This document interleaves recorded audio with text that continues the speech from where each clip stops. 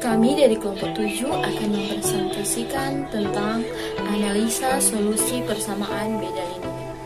Sebelum kita memahami lebih jauh materi ini, kami dari kelompok akan memperkenalkan diri kami. Perkenalkan, nama saya Devilia Trivani Rusadi. Perkenalkan, nama saya Dian Alhira Salsabila. Perkenalkan, nama saya Fadila Mamahid. Perkenalkan, nama saya Nikomang Suandari. Halo, saya Nurga Masuk Gunawan. dalam abstrak dan latar belakang masalah. Abstraknya yaitu menyelesaikan sebuah persamaan beda linear berarti menemukan semua fungsi yang jika disubstitusikan ke persamaan beda tersebut akan bernilai benar. Fungsi tersebut disebut sebagai solusi dari persamaan beda. Namun tidak semua persamaan beda mempunyai solusi. Persamaan beda linear orde n mempunyai solusi tunggal jika terdapat n kurang 1 nilai awal yang ditentukan. Beberapa metode dapat digunakan untuk menentukan solusi umum dari persamaan beda linear dengan koefisien konstan. Di antaranya adalah yang pertama, metode akar dari persamaan karakteristik untuk persamaan beda linear homogen, dan yang kedua, metode anihilator untuk persamaan beda linear tak homogen, dan yang ketiga yaitu metode variasi parameter untuk persamaan beda linear homogen dan tak homogen. Dalam penerapan persamaan beda, tidak hanya solusi yang menjadi kebutuhan utama dari persamaan beda, tetapi juga perilaku dari solusi tersebut di sekitar titik kesetimbangan. Menentukan kestabilan solusi persamaan beda linear orde 1 diperoleh dengan mencari titik kesetimbangan dari persamaan beda linear orde 1. Kemudian menentukan solusinya dan limit dari solusi tersebut terhadap titik kesetimbangannya. Untuk persamaan beda linear orde lebih dari 1, kestabilan solusinya dilakukan dengan mencari nilai eigen, kemudian mencari jari-jari spektral, dan jika jari-jari spektralnya kurang dari 1, maka solusi persamaan beda linear orde lebih dari 1 dikatakan stabil asimptotik. Adanya contoh kasus sistem penggajian pegawai adalah bukti penerapan persamaan beda linear dalam kehidupan sehari-hari. Kemudian latar belakang masalah. Persamaan beda muncul sebagai gambaran alami dari fenomena perubahan yang teramati dengan variabel waktu diskrit.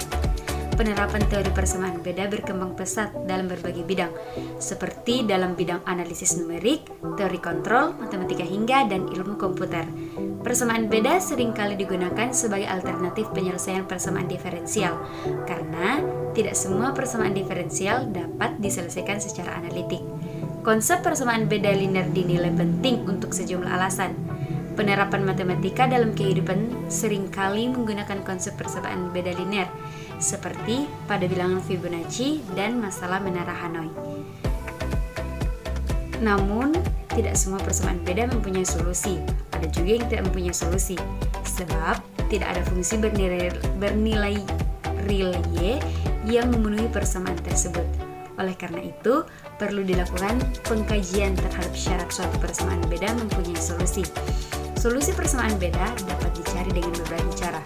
Persamaan beda dapat diselesaikan dengan proses yang sederhana, tetapi seringkali diperlukan substitusi-substitusi tertentu pada persamaan tersebut.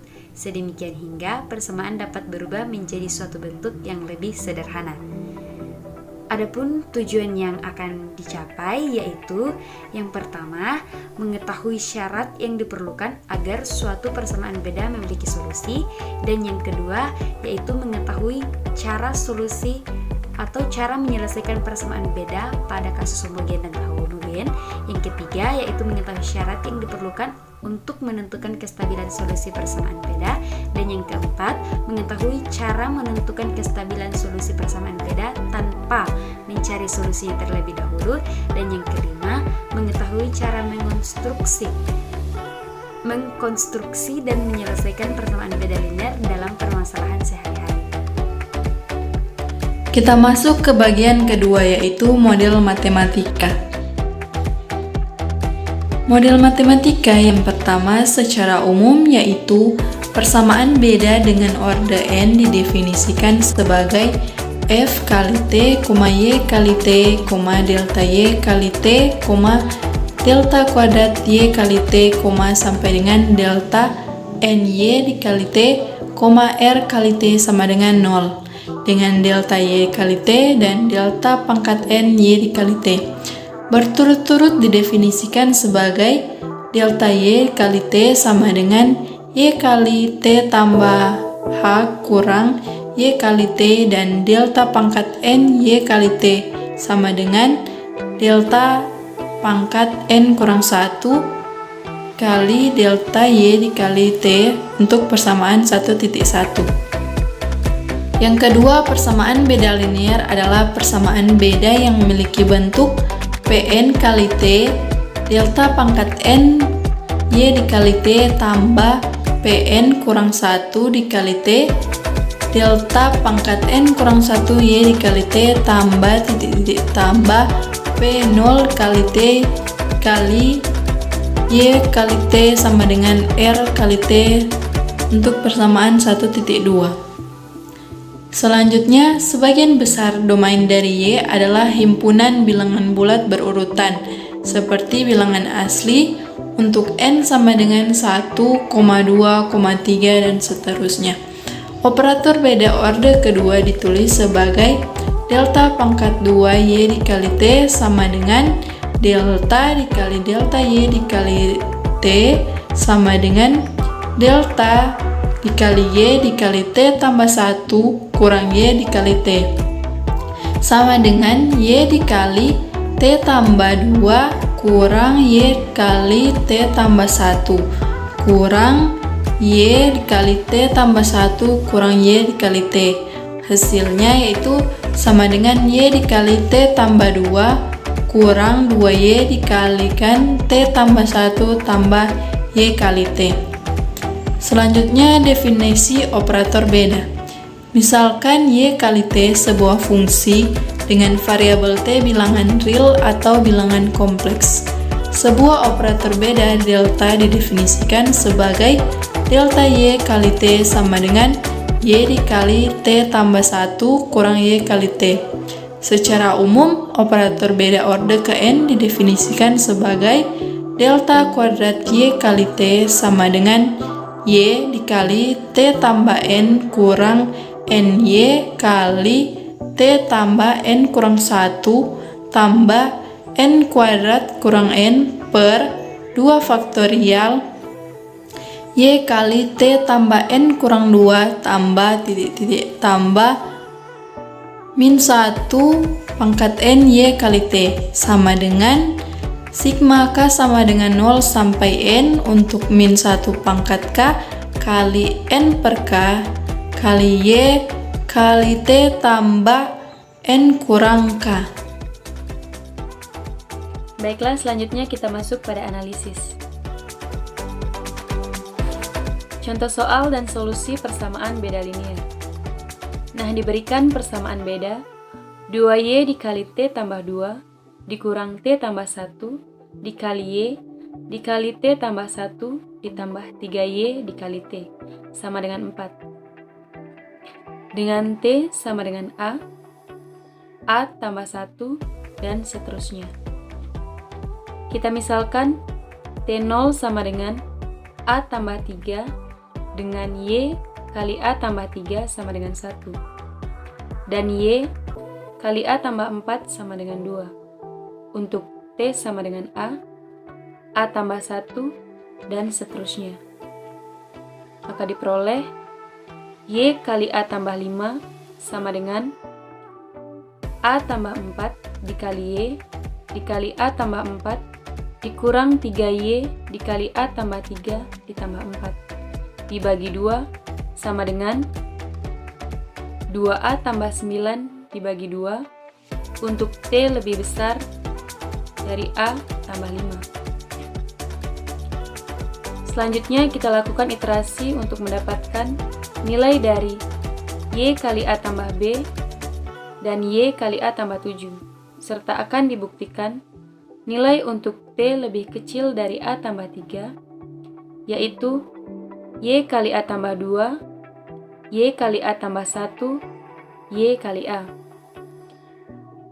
Maka diperoleh nilai untuk Y kali A tambah 6 itu sama dengan A tambah 5 dikali Y dikali A tambah 5 dikurang 3Y dikali A tambah 4 ditambah 4 dibagi 2 sama dengan A tambah 5 dikali 2A tambah 9 dikurang 4 dibagi 4.